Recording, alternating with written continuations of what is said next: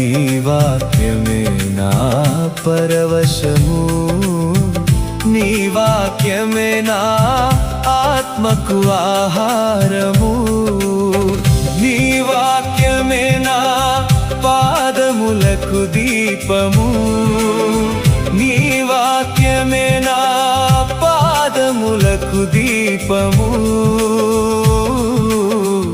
నీ వాక్యమే నా పాదములకు దీపము. నా స్తుతి పాత్రుడా నా యేసయ్యా, నా ఆరాధనకు నీవే యోగ్యుడవయ్యా.